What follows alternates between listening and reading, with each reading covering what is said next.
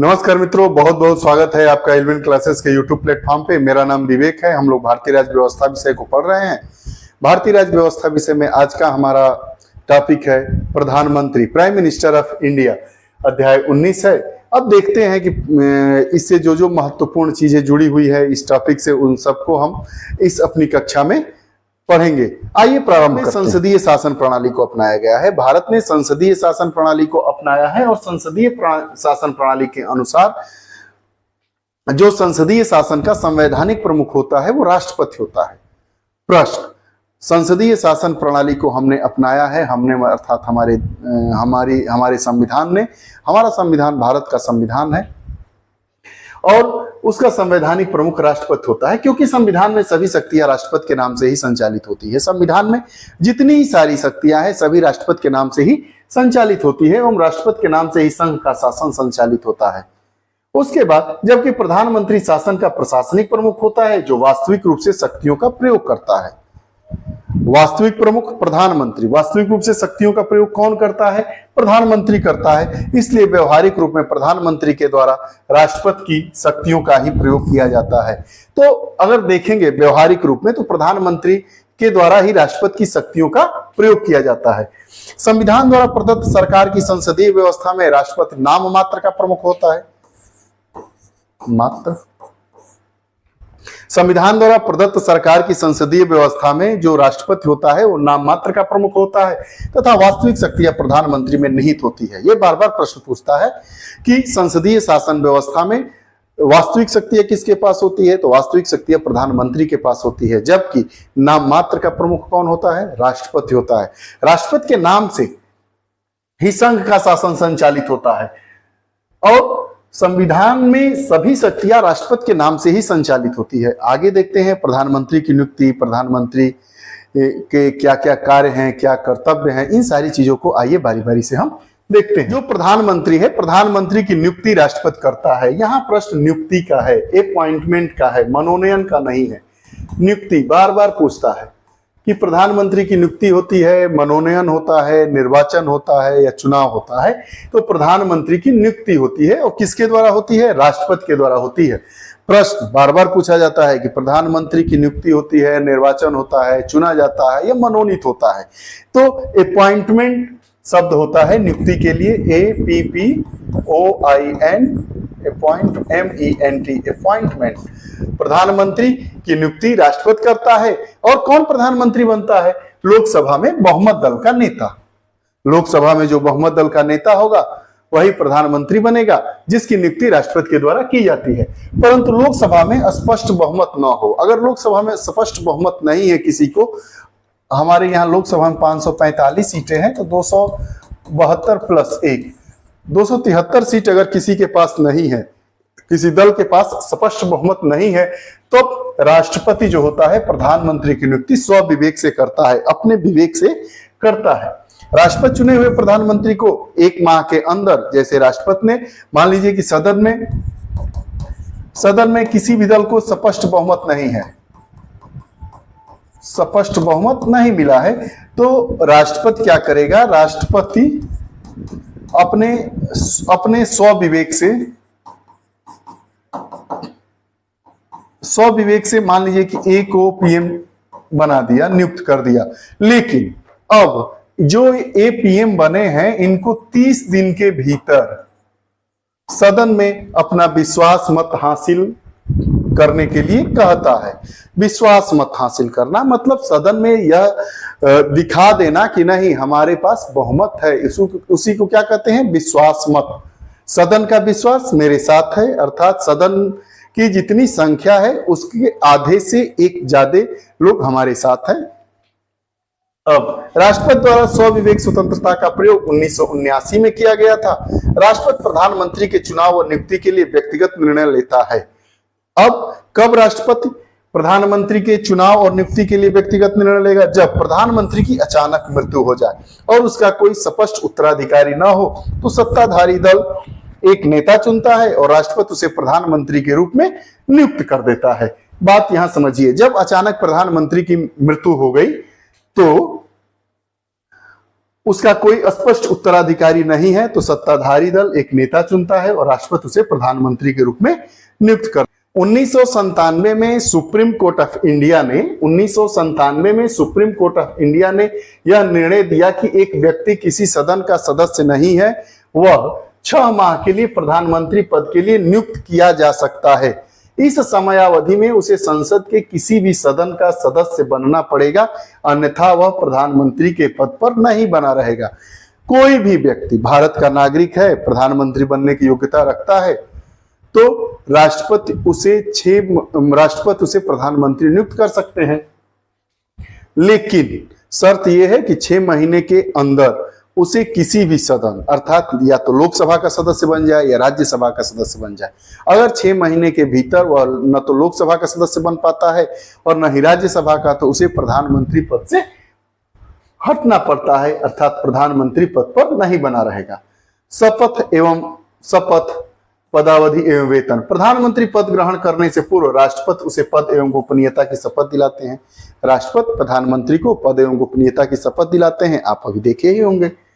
प्रधानमंत्री का कार्यकाल निश्चित नहीं होता है तथा वह राष्ट्रपति के प्रसाद पर्यंत अपने पद पर बना रहता है। राष्ट्रपति उसकी नियुक्ति करता है, इसलिए राष्ट्रपति के प्रसाद पर्यंत ही प्रधानमंत्री अपने पद पर बना रहता है। हालांकि इसका अर्थ यह नहीं है कि राष्ट्रपति उसे किसी भी समय पद से हटा दे।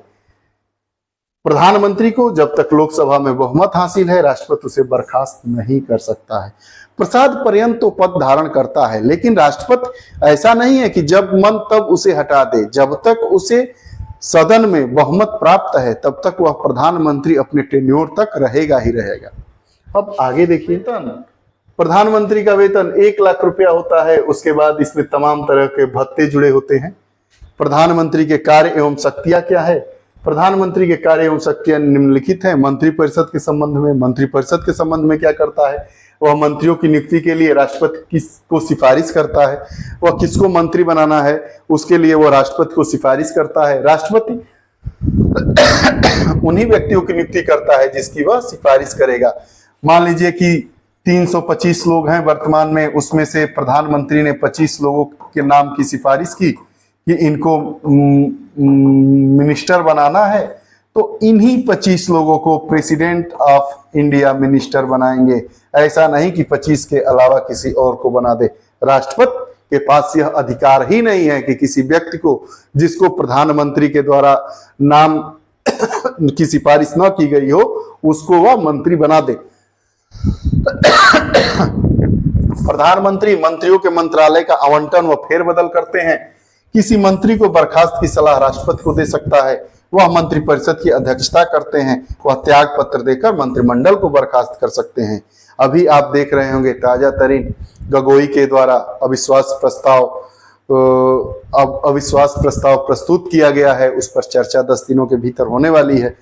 अभी तो अगर सरकार अपना विश्वास खो देती है, अर्थात अविश्वास प्रस्ताव जो जिस विपक्ष ने दाखिल किया है, अगर उसके पास 272 से ज्यादा लोग उस अविश्वास प्रस्ताव के पक्ष में होंगे, तो इसका मतलब यह है कि जो वर्तमान की सरकार है, उन्होंने अपना बहुमत, अपना विश्वास उस सदन से खो दिया है और वो बर्खास्त हो जाएगा। वही बात है कि वह त्याग पत्र देकर मंत्रिमंडल को बर्खास्त कर सकते हैं।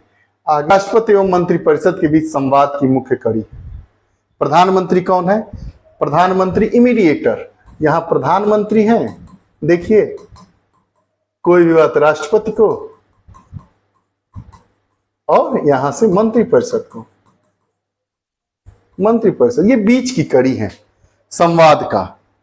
राष्ट्रपति को विभिन्न अधिकारियों जैसे भारत का महान्यायवादी, भारत का महानियंत्रक, महालेखा परीक्षक, संघ लोक सेवा आयोग का अध्यक्ष, सदस्य, चुनाव आयुक्तों एवं अन्य की नियुक्ति के संबंध में परामर्श देता है।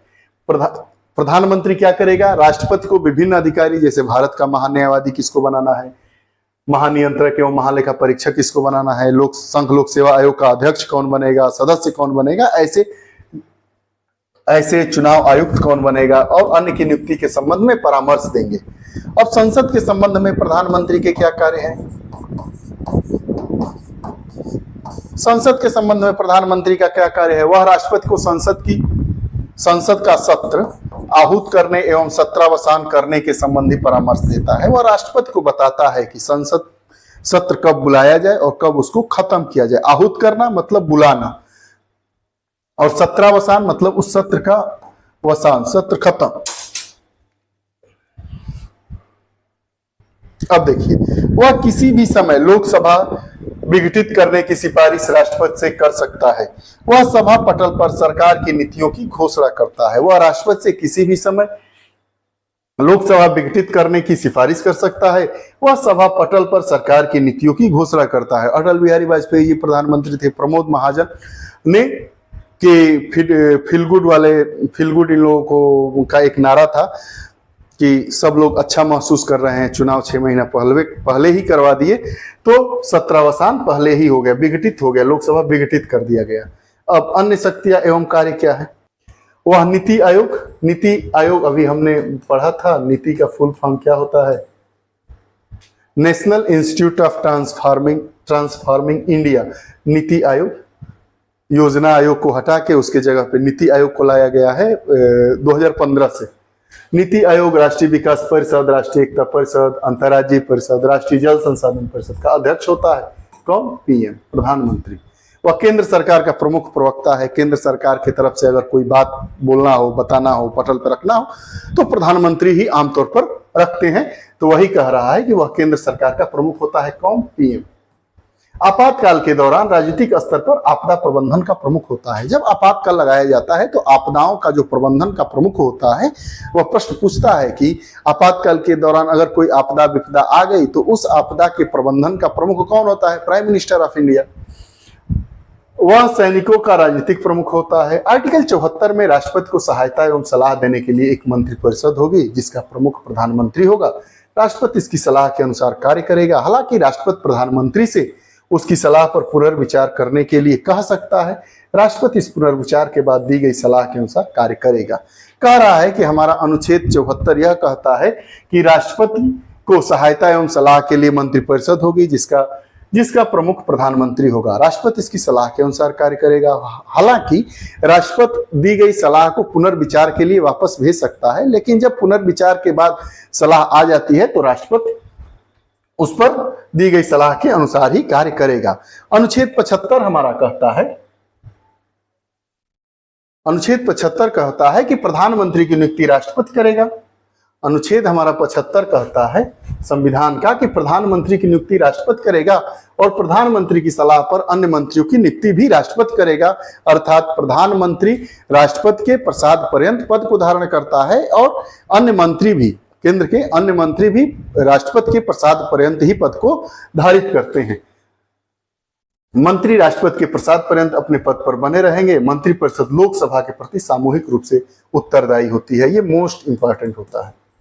मंत्रिपरिषद किसके प्रति सामूहिक रूप से उत्तरदायी होती है? लोकसभा, राज्यसभा।